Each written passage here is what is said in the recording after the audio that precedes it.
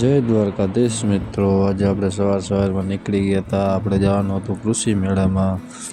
એટલા જ ફીડર્સને ભરીને નીકળી ગયા હતા. એટલે આપણે ગયા કૃષિ મેળામાં. ત્યાંથી પછી આપણે હાપર એક ફેરો ફરવા જવાનો હતો. એટલે ત્યાં થઈને મૂકીને આપણે હાપર ફેરો ફરવા ગયા.